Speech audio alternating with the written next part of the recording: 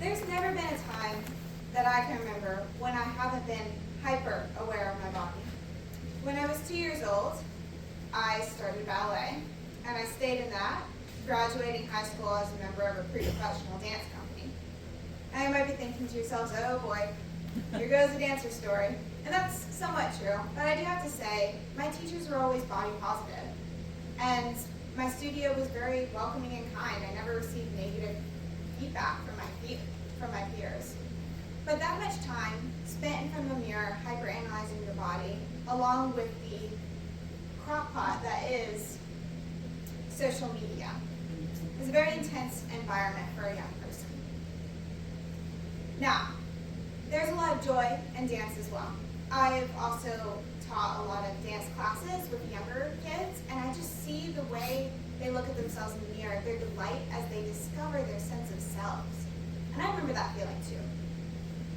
But it was when I was 7 years old that I first looked in the mirror, and I saw the place where your leotard meets your arm, and I saw how my fat was pinched there. And it was the first time I looked at myself and I felt disgust.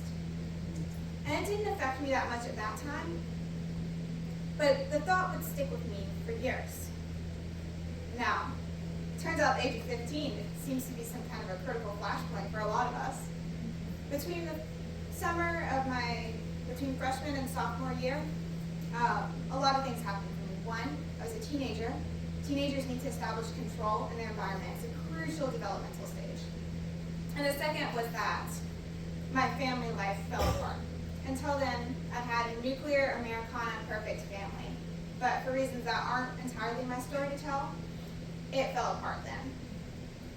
So, and I was also pretty alone. I have an older sibling, but she was at college at the time, so it was truly up to me to make the decisions to protect myself in that environment. So I made two decisions. One was the best decision I've ever made, and that was to deepen my connections with the people around me, my friends, my family, even past acquaintances. And the second was one of the worst decisions I ever made, and that was to take control of my life and how I saw myself by losing weight. Over the course of 3 to 4 months, I lost about 30 pounds. I'm 5 feet tall, and I wasn't overweight to begin with, so that was not safe for me. Maybe it's a marker of the changing times, but my friends didn't compliment me. They were worried about me, which maybe that's a positive thing. That is. My dance teachers noticed, and I was able to gaslight my family about it for a long time, but eventually they noticed too. So for the rest of high school, my mom monitored my food intake and my weight. That made me physically healthy and stable for a while, but the moment I went to college and I was on my own again, I lost weight again. Even I recognized that I had a problem, so I went and saw a nutritionist and proceeded to ignore every single piece of advice she gave me. Until it got to the spring of my freshman year of college, and she said, you can either gain weight or you will have to drop out of college and enter inpatient care. Perfectionism is a huge part of my problem here because I want it to be perfect in my body, but my perfectionism exists in other parts of my life as well. The idea that my striving for perfection in my body could negatively impact my striving for academic perfection had never occurred to me. This is where that first decision I made when I was 15 comes into play. That decision to deepen my connections. Because at this point, unlike when I was 15, I had deep and beautiful friendships. And these friends were able to support me and snap me out of it when I slipped back into that mindset. In fact, they still do, and some of them are here now. And these are the friends who support me along the way. Another part of that friendship component, I guess I'll say, is that my friendships brought me closer to a relationship with God. Now, I've always been spiritual. I'm a person who thinks a lot, so I've thought a lot about that kind of thing. And my family is Christian in the sense that we go to church on Easters. But when I got to college, I got connected to a Bible study group and some really supportive friends there, and also one of my closest friends whose faith continues to inspire me.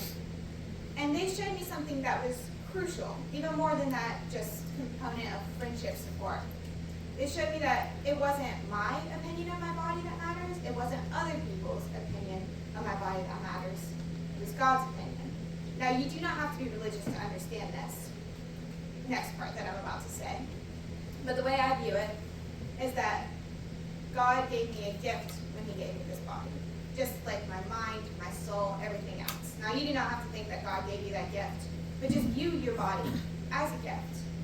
And when he gave me that, he did not intend for me to use that to destroy it. I wouldn't destroy anyone else. He meant for me to use it for good. That was a crucial realization for me, and it is what keeps me from going back and tearing myself apart again. Because no matter who you believe or what you believe gave you your body, your mind, your soul, no body is meant to go to waste, and your body can be used for good.